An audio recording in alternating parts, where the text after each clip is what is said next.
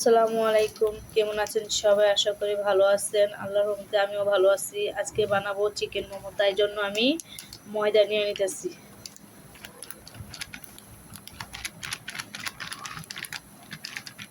2 কাপের পরিমাণ মতো ময়দা নিয়ে নিতেছি। দিয়ে দিব স্বাদ মতো লবণ, দিয়ে দিব হলো তেল, দিয়ে আমি ভালো করে মাখাই নিই। এই মোমোটা, চিকেন মোমোটা আমার ছেলের কাছে খুব ভালো লাগে। মাশাআল্লাহ, ভালো বানানোর জন্য চেষ্টা করতেছি যেন ভালো হয়। রমজান মাস। দিয়ে দিব আমি সামান্য গরম পানি, হালকা গরম পানি দিয়ে দিব। আটাটা গলার জন্য পানিটা একটু কম দিবেন, একটু শক্ত শক্ত যেন মতা হয়। ভালো করে মতে নিব।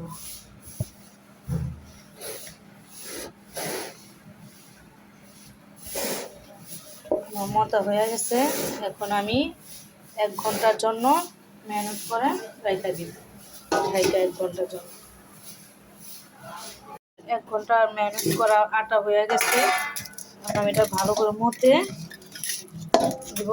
আর চিকেনটা রয়ে মাখানোর জন্য আমি নিয়ে নিচ্ছি মুরগির কিমা করে রাখছি, ধুইয়া ভালো করে ঝরাতে রাখছি। তার সাথে নিয়ে নিচ্ছি গোলমরিচের ফাঁকি, জিরা ফাঁকি, গরম মশলা ফাঁকি, ধনিয়া ফাঁকি আর একটু সামান্য শুকনো মরিচের ফাঁকি। আর এই পাশে আছে ধনিয়া পাতা, কাঁচামরিচ, পেঁয়াজ কুচি। এটা আমি সব একসাথে দিয়ে দিব।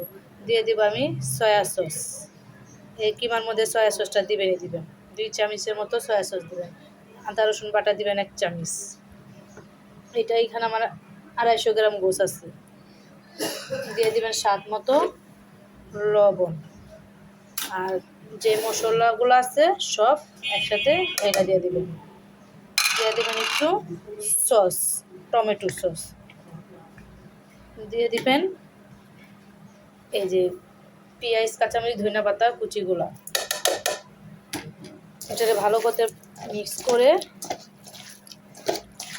মাখানো, ভালো করে মাখাইতে হইব। মাশাআল্লাহ, রোজা আছি, সুন্দর গ্যারার বাড়িয়েছি এটা বলতে পারবো না। এটা ভালো করে মাখানো হয়ে গেছে। এখন এটারে এখন আমি একটু কড়াইতে একটু সামান্য তেল দিয়ে দিব। এই মোমোর চিকেনটার আমি একটু সামান্য ভেজে নিব। এইটার আধা ঘন্টা করা ম্যারিনেট হয়ে গেছে, তখন করে রাখছিলাম আধা ঘন্টা ম্যারিনেট করে রাখছি, মানে 30 মিনিট ম্যারিনেট করার পর আমি হালকা একটু ভাজা দিয়ে নেব।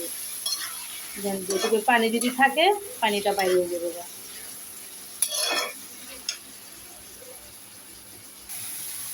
ভালো করে একটু ভাজা দিয়ে নিই।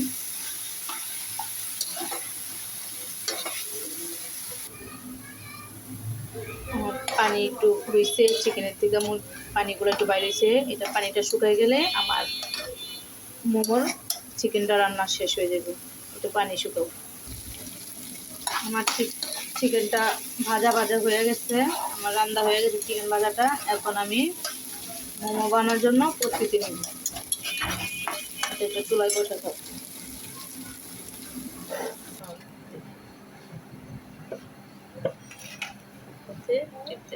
মোমোর জন্য আমি রুটিগুলা বানিয়ে নিতেছি সুন্দর করে, দেখেন।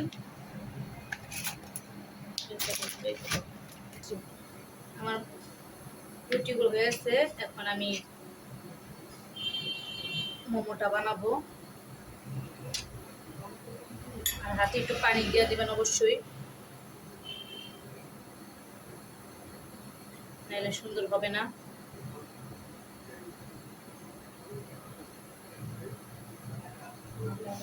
আমি এক এক করে সব মোমোগুলো বানায় ফেলাম।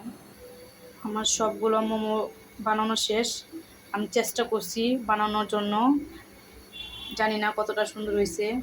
আমি আগের থেকে মোমো সিদ্ধ করানোর জন্য পানি বসায় রাখছিলাম। এখন আমি মোমোগুলো দিয়ে দিব। বিসমিল্লাহ। এক এক করে আমি সব মোমোগুলো দিয়ে দিব।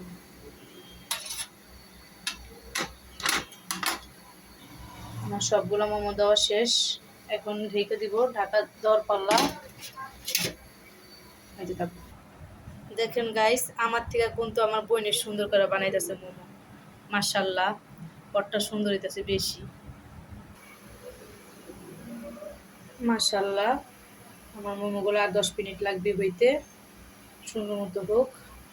দেখতে কত সুন্দর লাগতেছে, না জানি কত সুন্দর লাগবে খাইতে, ভালো লাগবে। ইফতারি করলে আজকে আমাদের খাবার হইলো মোমো। আমার মোমো বানানো শেষ, এখন আমি প্লেটে বাইরে নিব সবগুলা।